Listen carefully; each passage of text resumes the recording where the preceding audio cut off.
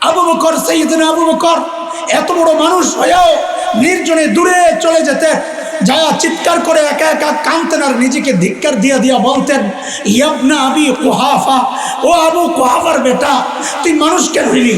তুই মানুষ কেন হইলি? এখন আল্লাহর সামনে তুই কেমনে দাঁড়াবি? কেমনে হিসাব দিবি? গাছের দিকে তাকায়া তাকায়া সাইয়েদনা আবু বকর চিৎকার করে করে কাঁদতেন আর বলতেন, ইয়া লাইতানি কুনতু ওয়ারাকা, আমি মানুষটা হইয়া যদি গাছের পাতা হইতাম তাহলে আমার আর এই বিপদে পড়তে হইতো না। এখন আমি আল্লাহর সামনে কেমনে যায় দাঁড়াবো? এরে ভাই, এইরকম ফিকির তো হওয়া দরকার ছিল আমার মতো জালিমের। কিন্তু আমাদের কারো চেহারার দিকে তাকাইলে মনে হয় না যে কারো চিন্তা আছে মৃত্যুর, কারো চিন্তা কবরের আছে। কেন রে ভাই? আরে ওমর তো গ্যারান্টি পাইছে জান্নাতের, আমাকে আর তোমাকে কে গ্যারান্টি দিল যে আমাদের মৃত্যু যন্ত্রণা?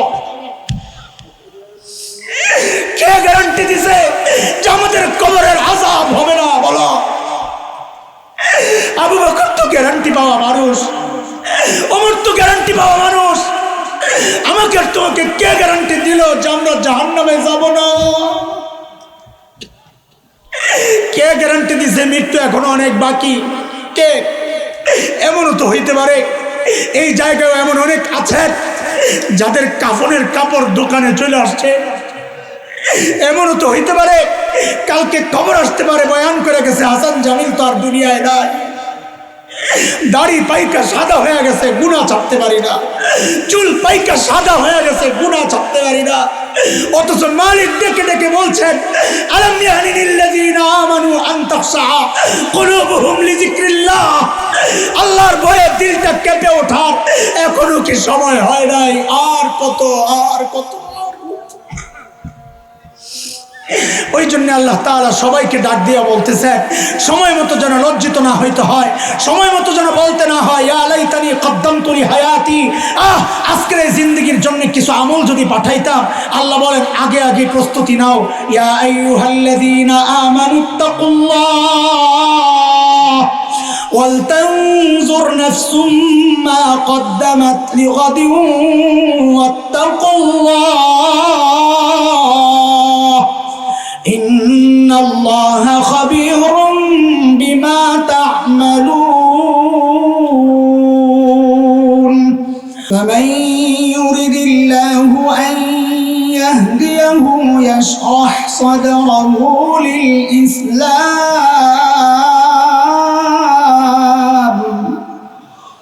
ওয়া মান ইউরিদ আন ইউদিল্লাহু ইয়াজআল সাদরাহু ضيقا حرجا كأنما يصعد في السماء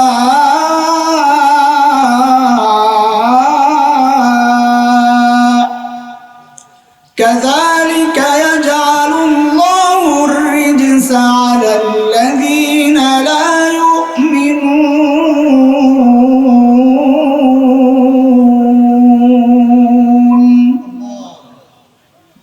মালিক বলেছেন, আমি যার দিল খুলি সেই দিন বুঝি, যার দিল খুলি না তাকে বুঝাইলেও সে বুঝবে না। তাকে বুঝাবো ভাই লাউ আর কদুর মধ্যে কোনো পার্থক্য নাই, সে বলবে তোর ঘাড় মটকায় ভাইয়া ফেলাবো, পার্থক্য আছে। আমি বলি লাউ আর কদুর মধ্যে কোনো পার্থক্য নাই, সে বলবে কি? কথা বলে পার্থক্য আছে, তাকে বোঝানো যাবে না, এটা কঠিন। মুহতারাম হাজরিন, আজকে এক মহান ব্যক্তিত্ব কারি ইসমাইল রহমতুল্লাহ আলাইহির নামে গঠিত ফাউন্ডেশন, আমার সাথে একটা নিসবত আছে, ব্যক্তিগত নিসবত হযরতের সাথে। আমার আব্বা তিনি কারি ইসমাইল রহমতুল্লাহ আলাইহির খাস শাগরিদ ছিলেন, সেই হিসাবে আমার রুহানি দাদা। তো এই দাদার নামে সংগঠন, আল্লাহ তাআলা মরহুমের কবরকে জান্নাতের টুকরা বানায়া দেয়। সূরা হাশরের ছোট্ট একটা আয়াত তিলাওয়াত করেছি, যেহেতু সময় একেবারেই কম, একেবারেই কম। কোনো সময় আছে কম, কিন্তু 2-4 মিনিট বাড়ানো যায়। এশাটা আজকে 10 মিনিট পরে পড়বো, আজানটা 5 মিনিট পরে দিব। কিন্তু আসরের পর থেকে মাগরিবের সময়ের এই অপশন নাই, কোনো সুযোগ নাই, যা আছে তাই। টাইমটা আমারই বেছে নেওয়া। অনেক দূরে প্রোগ্রামে যেতে হবে, অনেক দূরে, অন্যদের সাথে মিল রাখার জন্য রাজি হওয়া, না হয় এই ডেটে আমার এই জায়গায় আসা এটা কোনোভাবেই সম্ভব ছিল না। আল্লাহ তাআলা আমি যে আয়াতে কারিমা তিলাওয়াত করেছি, এই আয়াতে আমাকে আপনাকে বড় মায়া করে ডাক দিয়েছেন, ইয়া আইয়ুহাল্লাযীনা আমানু, ও ঈমানদার। এই ডাকটা মালিকের বড় মায়ার ডাক।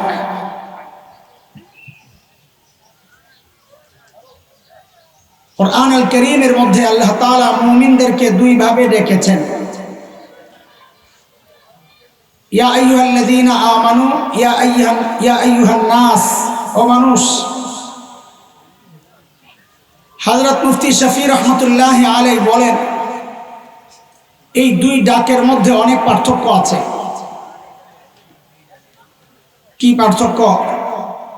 যে আমরা আমাদের সন্তানদেরকে ডাকার ক্ষেত্রেও এই পার্থক্যগুলো করি।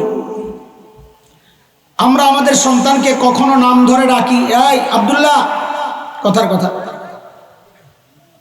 তখন আব্দুল্লাহ বুঝে বাবা হয়তো রেগে আছেন, ডাকের নমুনা ভালো না। কিন্তু যখন ডাক দেয় বাবা আর সন্তানের যে সম্পর্ক, ওই সম্পর্ক ধরে আব্বু, তখন সন্তান বুঝে বাবা আমাকে মায়া করে ডাক দিয়েছে। ঠিক আল্লাহ তাআলা যখন ডাকেন ও মানুষ, তখন বুঝে নেওয়া যে আল্লাহ হয়তো রেগে আছে।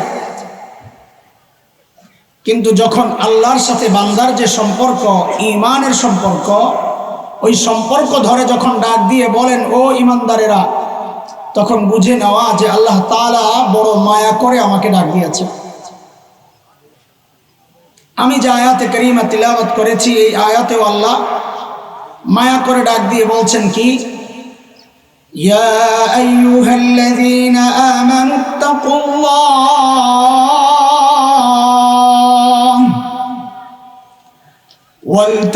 ওয়ালতানজুর নাফসুম মা কদ্দামাত লিগাদিন ওয়াত্তাকুল্লাহ।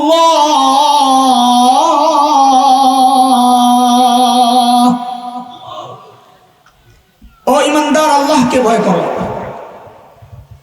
এক হুকুম। দ্বিতীয় হুকুম হচ্ছে আল্লাহ তাআলার ওয়াল তানজুর নাফসুম মা কদ্দামাত লিগাদ। প্রত্যেকটা মানুষের উচিত তার আখিরাত নিয়ে চিন্তা করা, যে আমার আখিরাতের পুঁজি কি, চালান কি, আল্লাহর সামনে কি নিয়ে দাঁড়াবো। এই তোমাদের এই ক্যামেরাওয়ালা একজন কথা বলবা, বাকিদেরকে উঠায় দেবো, কাজে সবাই একজনকে সামলাইবা। এই ক্যামেরার জন্য মাহফিল না, কথাটা মনে রেখো। ক্যামেরার জন্য, মিডিয়ার জন্য মাহফিল না, এগুলোর বিন্দু মাত্র পরোয়া আমাদের নাই, সব বন্ধ করে দেব যদি পরিবেশ ঠিক না করতে পারো। মাহফিল শ্রোতাদের জন্য, তোমরা ক্যামেরা নিয়ে পড়ে থাকো, কই যাবা। এদের যদি ডিস্টার্ব হয়, কাউকে এখানে থাকতে দেওয়া হবে না, আর না হয় আমরা চলে যাব। পুরাপুরি মনোযোগ সহ শুনতে হবে, পরিবেশ তৈরি করে দিতে হবে। এটা কোনো তামাশার জায়গা না। ওয়াজ মাহফিল তখন তামাশা হয়ে গেছে, বাস চলতেছে খেলাধুলার মতো। আর এই খেলাধুলার তামাশার জায়গা হলে আমরা থাকবো না। এটা আমাদের আকাবির আসলাফদের মেহনতের, বহু কঠিন মেহনতের ফসল। এটা কারো কারো ফাইজলামের জন্য এই ফসল আমরা নষ্ট হতে দিতে পারি না।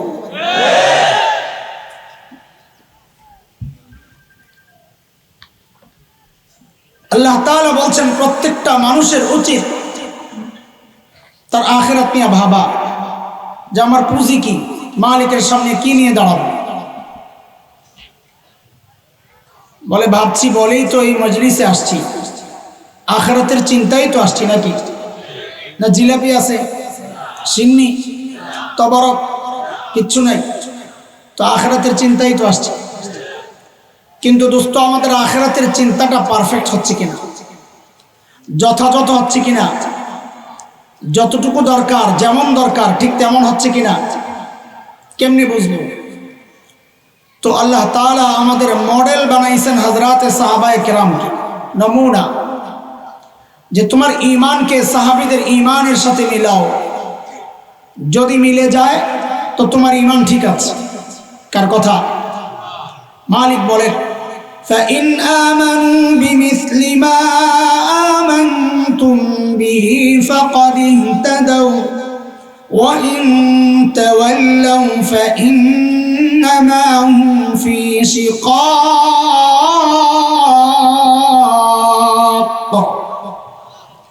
ঈমান যদি সাহাবীদের ঈমানের সাথে মিলে ওই ঈমান ঠিক আছে, নাইলে ভেজাল আছে, ঠিক করে নাও। বলে তোমার তাকওয়াকে সাহাবীদের তাকওয়ার সাথে মিলাও। বলে কেন মিলাবো? আল্লাহ বলেন কারণ সাহাবীদের তাকওয়ার পরীক্ষা আমি নিয়েছি, ওই পরীক্ষায় তারা পাস। তোমারটাও যদি মিলে তো তুমিও পাস। কার কথা? উলাইকাল্লাযীনা ইমতাহানাল্লাহু কুলুবাহুম লিত্তাকওয়া লাহুম মাগফিরাতুন ওয়া আজরুন আযীম।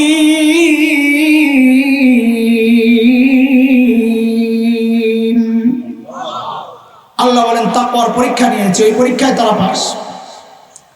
সূরা তাওবার মধ্যে আল্লাহ তাআলা আরো স্পষ্ট করে বলেছেন, মালিক বলেন والسابقون الأولون من المهاجرين والأنصار والذين اتبعوهم بإحسان رضي الله عنهم ورضوا عنه وأعد لهم جنات تجري تحتها الأنهار خالدين فيها أبدا ذلك الفوز العظيم। আল্লাহ বলেন সাহাবীরা আমার উপর রাজি ছিল, আমিও তাদের উপর রাজি। তাদের জন্য আমি জান্নাত তৈরি করে রাখছি। তো বলে আল্লাহ আমাদের কি হবে? তো আল্লাহ তাআলা বলেন যার ঈমান সাহাবীদের ঈমানের মতো হবে, ওয়াল্লাযীনা ইত্তাবাউহুম বিইহসান, যার ঈমান সাহাবীদের ঈমানের মতো হবে, যার আমল সাহাবীদের আমলের মতো হবে, আল্লাহ বলেন তার জন্যও আমি জান্নাত তৈরি করে রাখছি।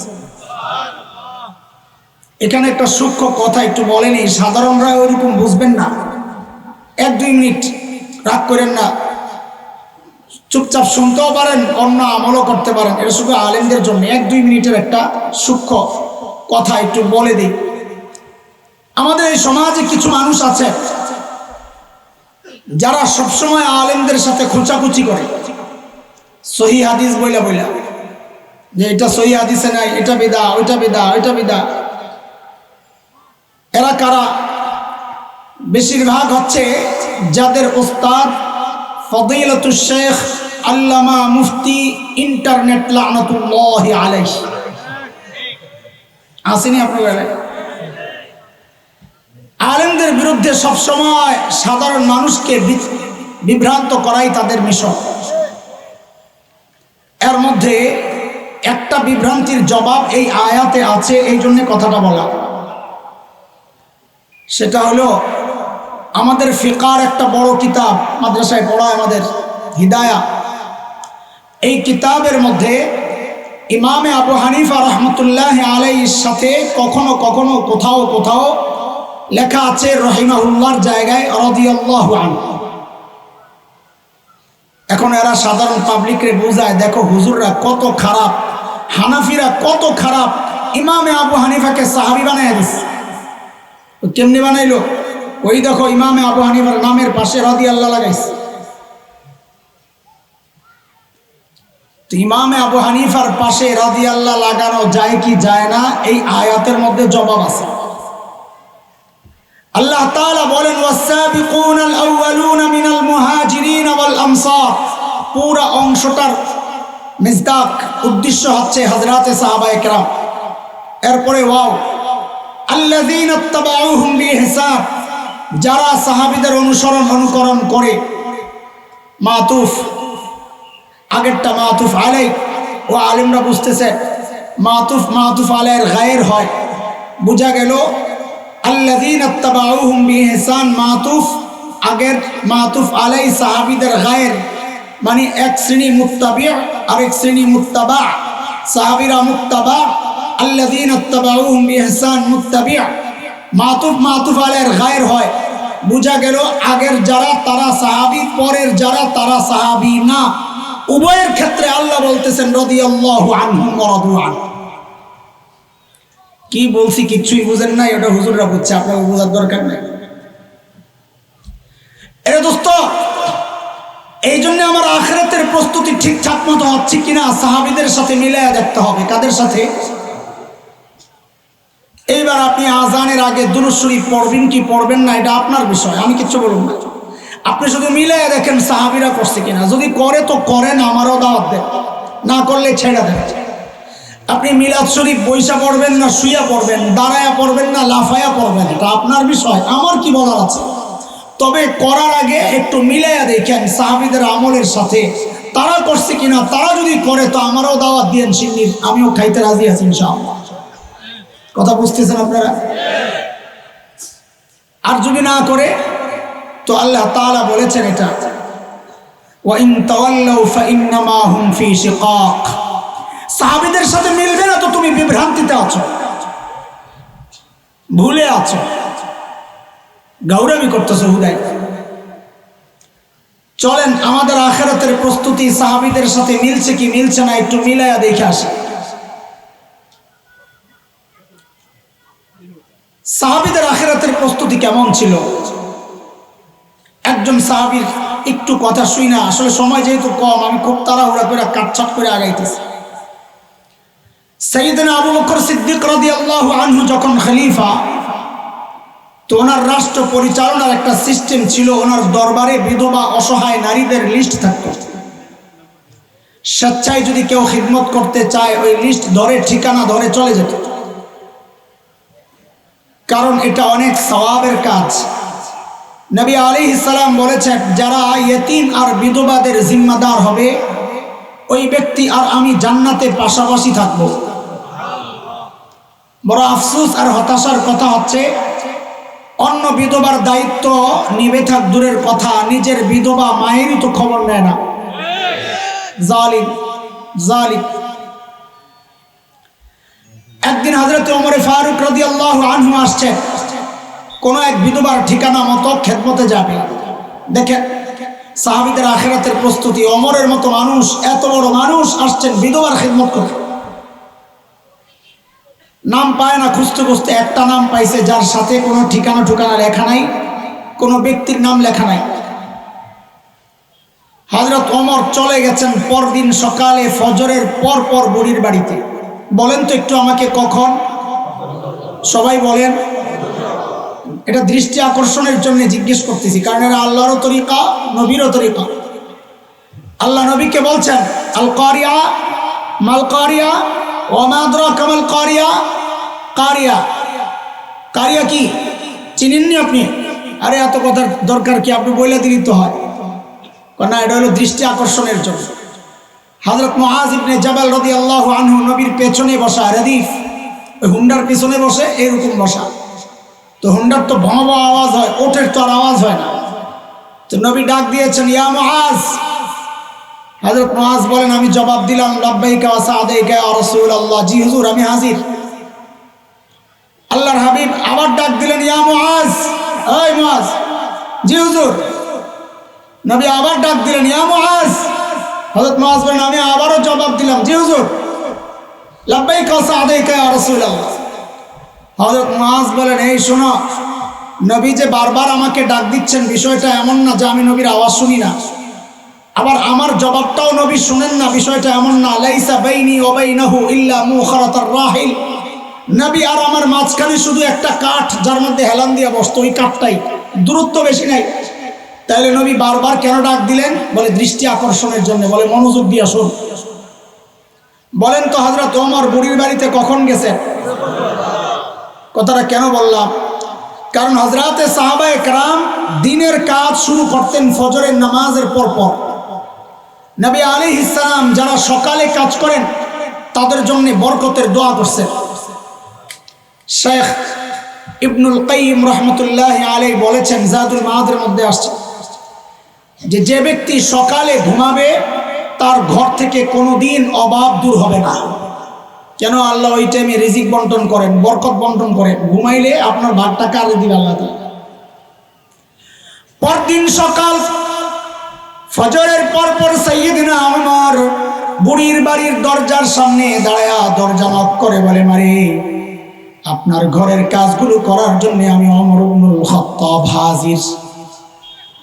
বুড়ি ভেতর থেকে জবাব দেন, বাবারে প্রতিদিন যে আল্লাহর বান্দা আমার ঘরের কাজগুলো করেন তিনি ইতিমধ্যে ওই কাজ করে চলে গেছেন।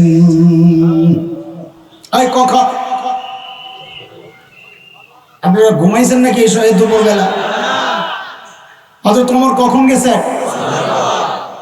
কাজ পায় নাই, তাহলে কাজটা হয়েছে কখন? ফজরের আগে। হযরত ওমর চিন্তা করলেন তাইলে আমাকে আরো সকালে আসা লাগবে। ওই চিন্তায় সাইয়্যিদনা ওমর ইবনুল খাত্তাব পরদিন ফজরের আজানের ওয়াক্তে বুড়ির বাড়ির দরজা নক করে বলে, মারে আপনার ঘরের কাজগুলো করার জন্য আমি ওমর ইবনুল খাত্তাব হাজির।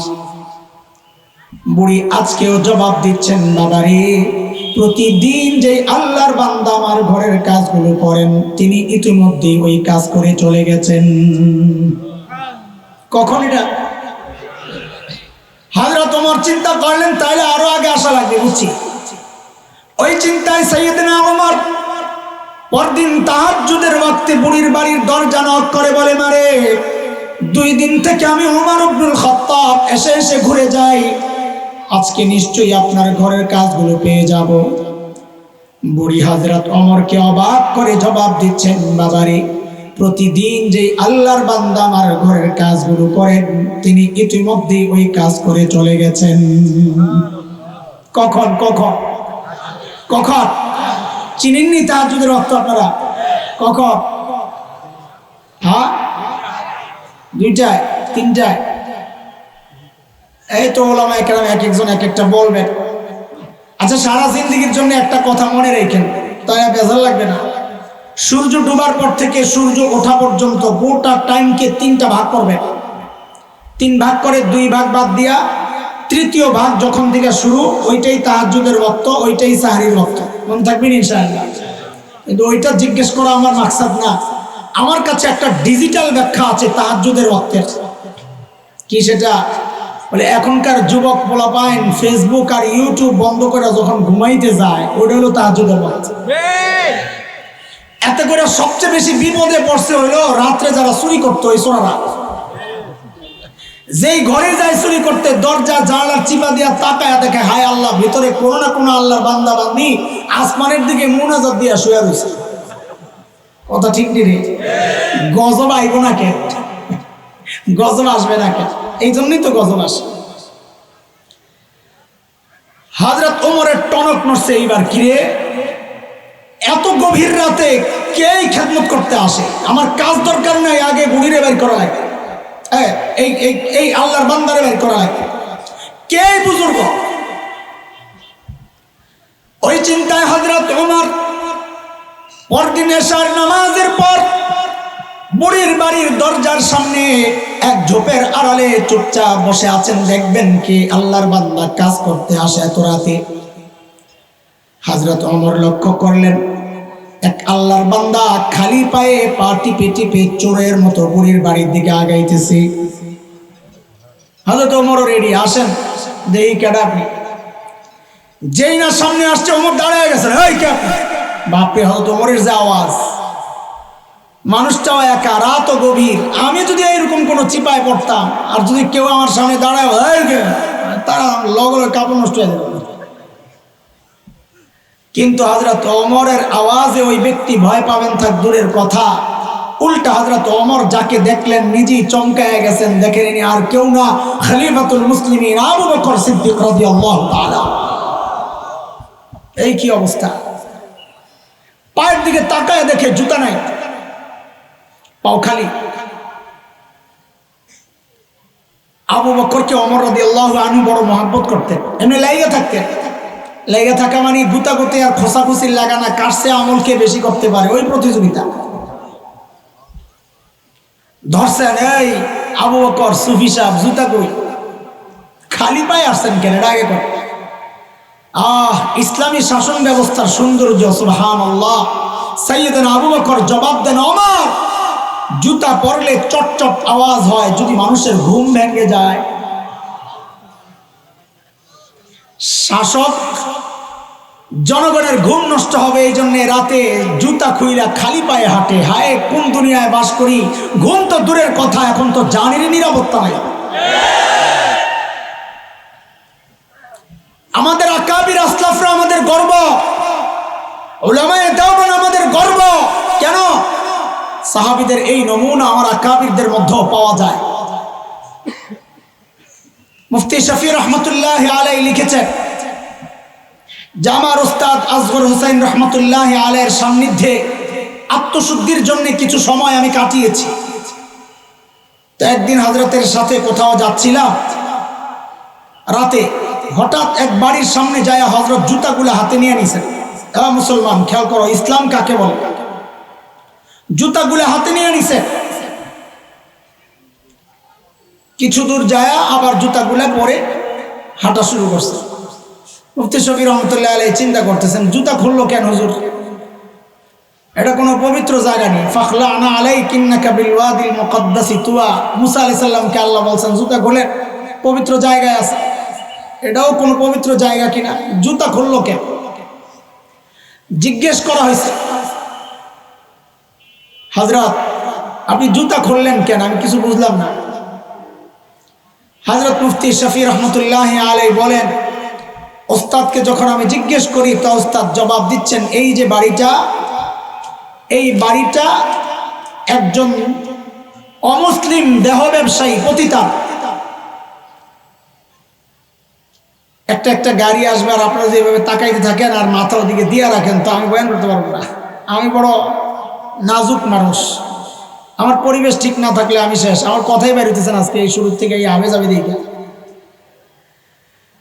তা আবারও তাকায় থাকেন, যতক্ষণ তাকাইতে মনে চায়, তাকানো শেষ হইলে বইলেন, এরপর আমি কথা বলি না। আর একটু তাকায়, দরকার লাগলে গাড়ি কোনোদিন না দেখলে উঠে যায় দেখে আন, গাড়িগুলো যান চাক্কা সুদ্ধা গইনা আইন, যান মুখস্থ করে আন যায়। আজীব তামাশা, কথা চলতেছে এদিকে, গাড়ি একটাই আর ওদিকে তাকায় থাকে। তার মানে কতটা মনোযোগ দিয়ে কথাটি শুনতেছে, কারে শোনাম আমি? ওই যে মাহফিলকে তামাশা বানাইছি, আসছি একটু বসছি, বাস একটু চিল্লাচিল্লি হইব, স্লোগান দেবো, বাস যাবো, লা হাওলা ওয়ালা কুওয়াতা ইল্লা বিল্লাহ।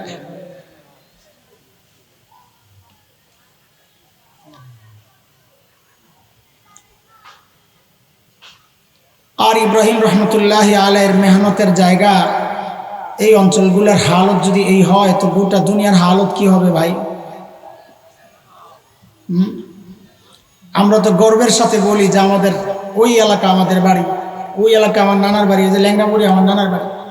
কিন্তু গর্বের সাথে বলি যে আপনাদের কারণে যে গোটা পরিবেশটাই দ্বীনি পরিবেশ। তো এখানকার মানুষ যদি বয়ানের সময় গাড়ির দিকে তাকায়া থাকে তো আমরা নসিহত করবো কোন জায়গায় যায়, কথা বলবো যায় এখন। এই জায়গাটা তো বাংলাদেশের সবচাইতে বাছা জায়গা। আল্লাহ সেই বুঝদান করেন। তো বলে হযরত জুতা খুললেন কেন? তো বলে এই যে বাড়িটা, এটা অমুসলিম এক দেহ ব্যবসায়ী পতিতা, অর্থের বিনিময়ে নিজের দেহকে বিলায়, ব্যবসা, তার বাড়ি। তো জুতা খুলছেন কেন? বলে একসময় তার রূপ ও যৌবন ছিল, তার কাছে অনেক খদ্দের আসতো, তার কাস্টমার আসতো। এখন তার বয়স পড়ে গেছে, এখন আর লোকজন আসে না, কিন্তু সে প্রতি রাতে অপেক্ষায় বসে থাকে নিশ্চয়ই। এখন আমি পুরুষ মানুষ, আমার পায়ের জুতার আওয়াজ পায়া সে টের পাবে কোনো পুরুষ আসতেছে, সে আশাবাদী হবে, না জানি আমার খদ্দের আসছে, আমার কাস্টমার আসছে। আমি যখন চলে যাব সে আশাহত হয়ে কষ্ট পাবে, আমি চাই না এই কষ্টটা সে পাক।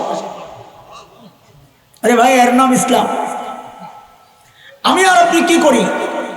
নিজের জায়গাগুলো মেপে মেপে শেষ মাথায় যায় টয়লেটটা বানাই, বলে দুর্গন্ধ খাইলে যা খায় পাশের বাড়িওয়ালা খাক, কিছু জিজ্ঞেস করলে বলবে তোর জায়গায় দিছি নাকি, আমার জায়গায় তো দিছি। উম্মতের হাল। সাইয়েদনা ওমর জিজ্ঞেস করলেন, আবু বকর এই গভীর রাতে আপনি কেন আসছেন কাজ করার জন্য? আমরা নাই, আমরা কি মরে গেছি? হযরত আবু বকর কি জবাব দিলেন দোস্ত, জবাবটা আমি এখন দেব না। কেন? কারণ জবাবটার ওজন কত এটা বুঝতে হলে আগে আবু বকরের ওজন বুঝা লাগবে। ব্যক্তির ওজনের উপর কথার ওজন ওঠানামা করে। রাস্তায় এক ভিক্ষুক যাচ্ছে, আপনাকে বললো এই কালকে একটু দেখা করে খুশি করে দিন, তো আপনি মনে মনে হাসবেন, নিজে ভিক্ষা করে খায় আবার আমারে খুশি করে। কিন্তু যদি এলাকার এমপি সাহেব আপনাকে বলে এই কালকে একটু দেখা করে খুশি করে দিব, তখনও কি মনে মনে হাসবেন না আশাবাদী হবে? ওই দেখেন ব্যক্তির ওজন বেড়ে গেছে তো কথারও ওজন বেড়ে গেছে। আবু বকরের জবাবটার ওজন কত এটা বুঝতে হলে আগে আবু বকরের ওজন বুঝা লাগবে। একদিন আম্মা জান আয়েশা রাদিয়াল্লাহু তাআলা আনহা মদিনার স্বচ্ছ পরিষ্কার আকাশের দিকে তাকায়া তাকায়া লক্ষ্য করলেন, লক্ষ লক্ষ নক্ষত্র দেখা যায়।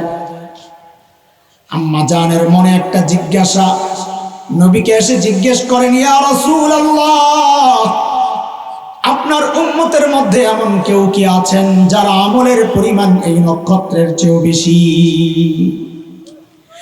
আল্লাহর হাবিব বলেন, আয়েশা আছে একজন। কয়জন? আম্মা জান তো আশাবাদী, জানি তো একজনকে, আমার আব্বাই তৈব, আবু বকরই তৈব। বলে জানলে আবার জিজ্ঞেস করছো কেন? ওটা দুনিয়ার সব মেয়েদের স্বভাব, সব মেয়েরাই স্বামীর মুখ দিয়ে একটু বাবার বাড়ির প্রশংসা শুনতে চায়। একদিন খালি হৌর বাড়ির বদনাম করে দেখেন এক সপ্তাহ তরকারি মজা হয় না। আরে কথা কর, দুনিয়ার সবাই ভালো আছে, আরে কথা কয় না। ও খুশি লাগতেছে, বেডি করে সাইজ করতেছি না। বেকুফ কোথাকার, সাইজ তোমারে করা হয়েছে, তুমি টের পাও নাই কেন? কারণ তার মা বাবার প্রশংসা করলে তার খুশি লাগে, বদনাম করলে কষ্ট লাগে, এটাই তো হওয়ার কথা। আরে হতভাগা পোড়া কপাল তো তুই, এই বউ যখন তোর মা বাবার বদনাম তোর কানে ঢোকায়, বউয়ের কথা শুই না যায়, তুই মা বাবার সাথে ঠিকই খারাপ আচরণ করিস। অসভ্য তো তুই, বউ তো ঠিকই আছে।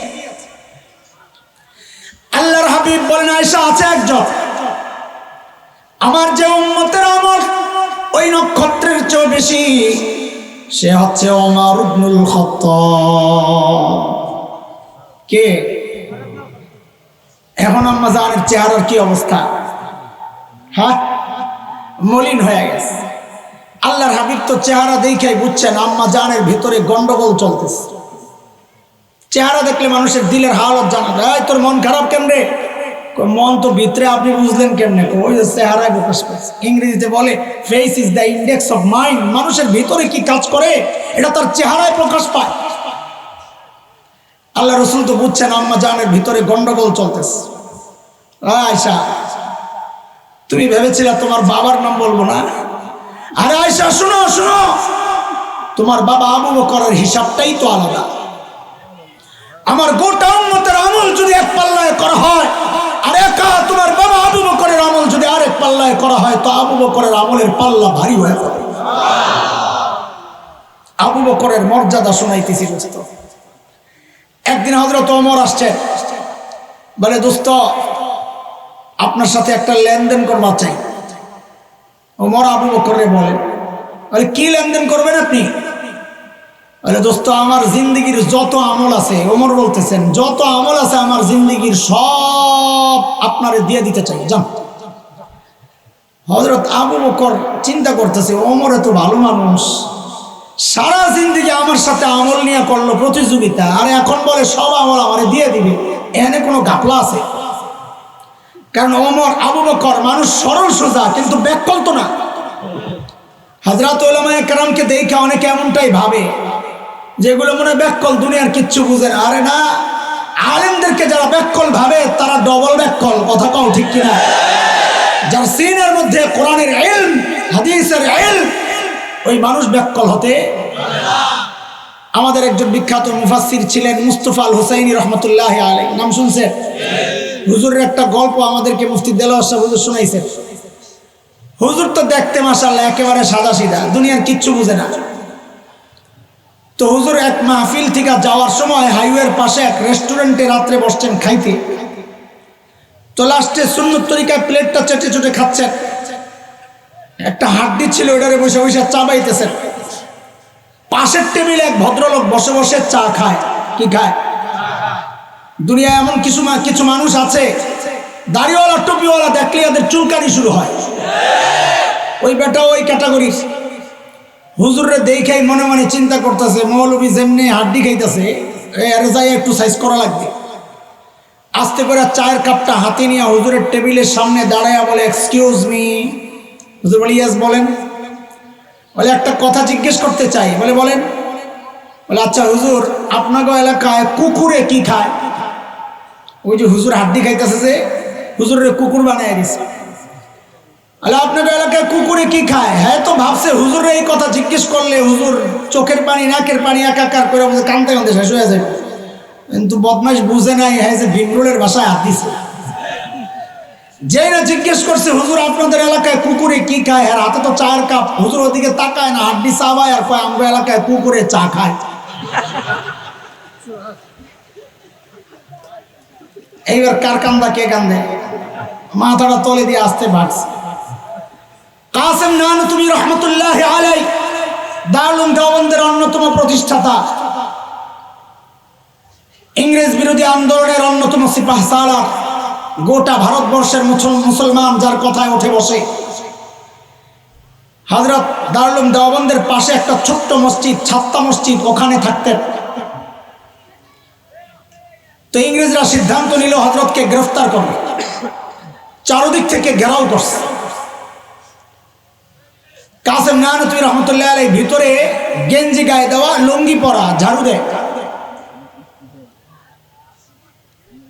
ইংরেজরা ভিতরে ঢুইকা কাসেম নানতুবিকে দেখা ভাবছে এটা মসজিদের খাদেম টাদেম হইব। এরা মনে করছে এত বড় বিপ্লবী, পেটটা তো কমপক্ষে আমাকে দেওয়ানবাগি হুজুরের মতো হওয়ার কথা। এত বড় হুজুর, আমরা তো পেট দেখলে মনে করি বড় হুজুর, বড় টুপি দেখলে মনে করি বড় মুহাসসির। তো যা কাসেম নানতুবি কে জিজ্ঞেস করতেছে, এই কাসেম নানতুবি কাহায়? এই কাসেম নানতুবি কই? এখন কাসেম নানতুবি যদি বলেন আমি কাসেম নানতুবি নেই হো, তো ধরে। আর যদি বলেন মুঝে পাতা নেই, আমি জানি না, তো মিথ্যা কথা হয়। তো হযরত কি করছেন, যেই জায়গায় দাঁড়ায়া ছিলেন ওখান থেকে একটু সরছেন। তো আগের জায়গাটা ফাঁকা হয়েছে না, এমন একটা ভাব লইছেন যে কথাটা বুঝতে একটু দেরি হয়েছে। কাসেম নানতুবি, আচ্ছা ও তো আমি হাতে, এমন একটা ভাবে কইছেন যে উনি তো একটু আগে এখানেই ছিল। কথা তো মিশা না, একটু আগে তো এখানেই ছিল, এখন তো শরীরের জায়গায় এসে। ইংরেজরা মনে করছে একটু আগে এখানেই ছিল, এখন বুঝি পালাইছে। সাইয়েদনা আবু বকর মানুষ সরল সোজা, কিন্তু ব্যাককল তো না। সূরা লাহাব যখন নাজিল হয়, এর মধ্যে আবু লাহাবের বিবি উম্মে জামিল বিনতে হারব ইবনে উমাইয়া, এরাও তো সাইজ করার কথা বলা হয়েছে, তোরও সাইজ করা হবে। বেড়ি তো খেইপা শেষ, এমনি তো ছিল খুব রাগী। মুফাসসিররা লেখেন রাস্তায় যখন ঘুরতো তখন দেখলে বোঝা যাইতো না এটা বেড়া না বেড়ি। শাহবাগের স্লোগান কন্যাদের মতো, বুঝেননি কথা? তো একটা পাথর লয়ে এসে নবীরে মারবে মসজিদের ভিতরে। নবী আলাইহিস সালাম বসে বসে তিলাওয়াত করতেছিলেন, সাইয়েদনা আবু বকর বসে বসে পাহারা দিচ্ছেন। দেখেন যে উম্মে জামিল আসতেছে, হাতে পাথর। আস্তে আস্তে বলতেছেন, ইয়া রাসূলুল্লাহ, উম্মে জামিলের হাবভাব বেশি ভালো মনে হচ্ছে না। নবী বলেন, আবু বকর আসতে দেন, আসতে দেন, উম্মে জামিল আমারে খুঁজেই পাবে না, দেখবেই না। কারণ সূরা বনী ইসরাঈলে আসছে, আল্লাহ তাআলা সুসংবাদ আগেই জানায়া দিয়েছেন, فإذا قرأت القرآن جعلنا بينك وبين الذين لا يؤمنون بالآخرة حجابا مستورا। নবী আপনি যখন তিলাওয়াত করবেন, আপনার আর কাফিরদের বেঈমানদের মাঝখানে আমি নিরাপত্তা পর্দা দিয়ে দিব, তারা আপনাকে দেখবে না। ঠিকই উম্মে জামিল আয়েশা খালি খোঁজে, আবু বকর তো বুঝছে উম্মে জামিল তো খুঁজে পাই না। আয় আবু বকর, তোমার দোস্ত কই? এখন আবু বকর যদি বলেন লা আদরি, আমি জানি না, তো মিথ্যা কথা হয়। আর যদি বলেন এই যে নবী, তা আবু বকর মার খা কই, হয়তো দেয় না, তা আবু বকরে মারবে। আবু বকর বড় চালাক, কি জবাব দিলেন? জবাব দিলেন যে খুঁজা দেহ। কি বলে? খুঁজে দেখো। আল্লাহু আকবার। সাইয়েদনা ওমর যখন বললেন, আবু বকর, আপনার সাথে আমি লেনদেন করতে চাই, আমার জীবনের সমস্ত আমল আপনাকে দিয়ে দিতে চাই আবু বকর। সাইয়েদনা আবু বকর বলেন, ওমর বুঝলাম, কিন্তু একটু বলেন না আমার কি দেওয়া লাগবে। বলে আবু বকর, বেশি কিছু না, বলে কমটাই বলেন না। বলে আবু বকর, ওই যে নবীর সাথে হিজরতের সময় 3 দিন যে গুহার ভেতরে ছিলেন, সাউর গুহায়, আবু বকর ওই 3 দিন আমাকে দিয়ে দিবেন, এর বিনিময়ে আমি আপনাকে আমার সারা জিন্দেগীর আমল দিয়ে দিব। এর দোস্ত, সাইয়েদনা ওমর কি বুঝলেন গুমর, যে এই 3 দিনের মূল্য আমার সারা জিন্দেগীর আমলের চেয়ে দামি। কি সেটা? এটা একটু বোঝা দরকার। বিস্তারিত বলার তো সময় নেন, খালি ঘড়ির দিকে তাকায় আর দৌড়াইতেছি।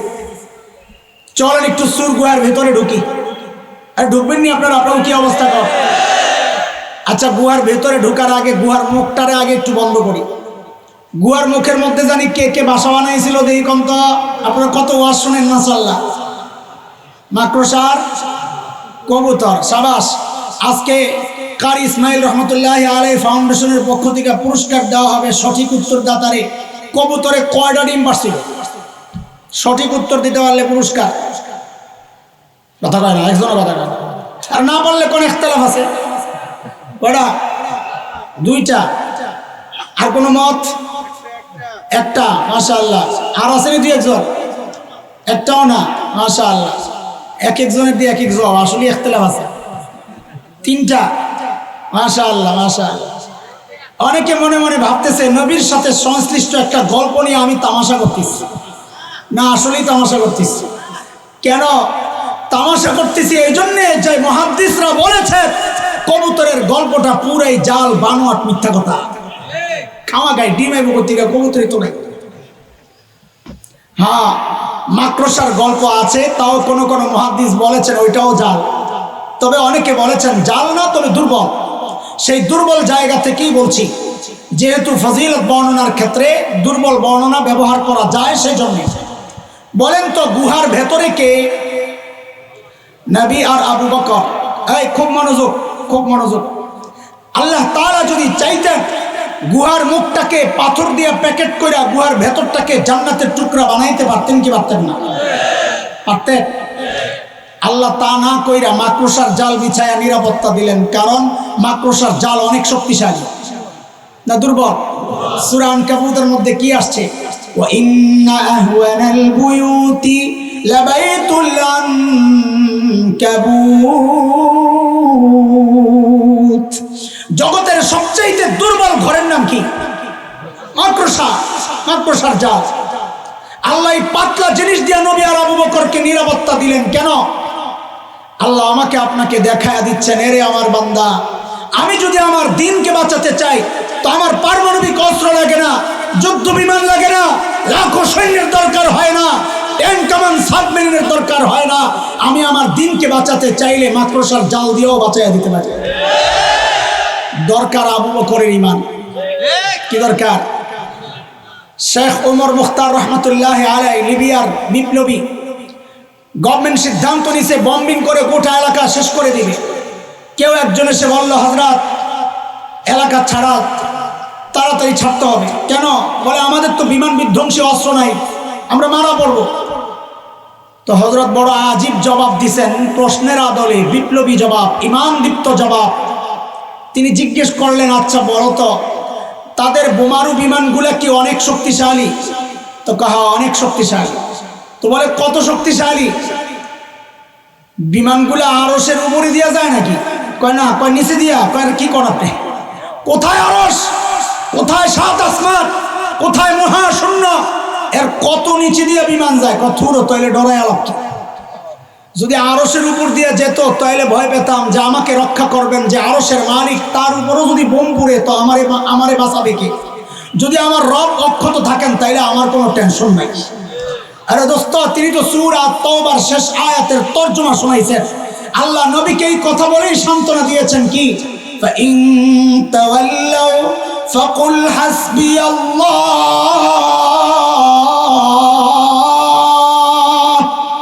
লা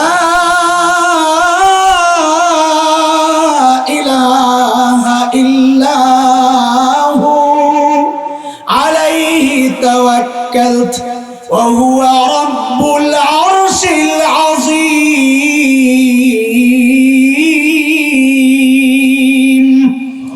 নবী আপনি জানায়া দেন কোটা মানুষ যদি আপনাকে সহযোগিতা না করে আপনি জানায়া দেন আমার জন্য আমার আল্লাহ যথেষ্ট, তিনি ছাড়া কোনো মাবুদ নেই, তার ক্ষমতা জানো, তিনি আরশে আজিমের মালিক। ওই আল্লাহ তো বুড়া হয়ে গেছে, ঘুমায় রয়েছেন হসপিটালে, কোমায় না আছে, তো আল্লাহ বলেন আমার সিস্টেম সূরা আহজাব আয়াত 62 সুন্নাতাল্লাহিল্লাতী ক্বাদ খালাত মিন ক্বাবল ওয়ালান তাজিদা লিসুন্নাতিল্লাহি তাবদীলা। আল্লাহ বলেন আমার সিস্টেমের কোনো পরিবর্তন হয় না, আগে যা ছিল এখনো তাই। আগের সিস্টেম ছিল, নমরুদের মাওলা মালিক ছিল না, নমরুদ ধ্বংস হয়েছে। ফিরাউনের মালিক ছিল না, ফিরাউন ধ্বংস হয়েছে। খলিল ইব্রাহিমের মালিক ছিল, তিনি জিতে গেছেন। মুসা আলাইহিস সালামের মালিক ছিল, তিনি জিতে গেছেন। বিলাল হাবশীদের মালিক ছিল, তিনি জিতে গেছেন। ও কুলাঙ্গাররা শুনে রাখ, আল্লামা বাবনগরীরও মালিক আছে, আল্লামা মামুনুল হকেরও মালিক আছে। তাদের পরাজয় নাই, তোদের পরাজয় শুনেছে, তোদের ধ্বংস অনিবার্য। কথা বলেছে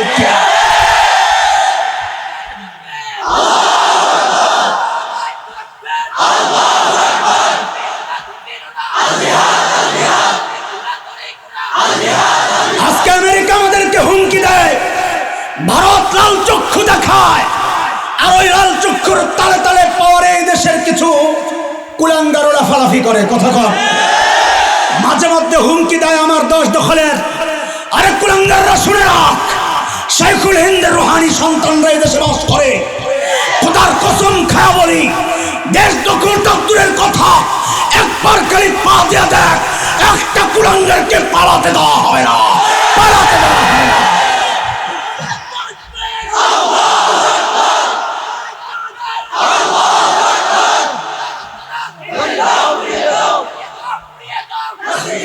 আল্লাহর হাবিব সাইয়েদনা আবু বকরের কোলে মাথা রেখে গুহার ভেতরে আরাম করতেছিলেন, ঘুমাইতেছিলেন। নবীর যখন ঘুম ভাঙ্গে উঠা দেখে আবু বকরের চেহারার মধ্যে চিন্তার ছাপ। আরে দোস্ত, আবু বকরের চিন্তা কার জন্যে? কথা বলো, কার জন্যে? নবীর জন্যে। কারণ ইমানদার নিজের টেনশন করে না, ইমানদার তো নবীর জন্য নিজের কল্লা দেওয়ার জন্য প্রস্তুত থাকে। কথা কও না? আসো তোমরা রেডি আসো ইনশাআল্লাহ? যদি আল্লাহ বাবনগরীর ডাক আসে, এ মুসলমান, আল্লাহ নবীর ইজ্জত দরকার, ইজ্জত রক্ষায় জীবন দরকার। একে একে কল্লা দিতে প্রস্তুত, কল্লা দিতে প্রস্তুত।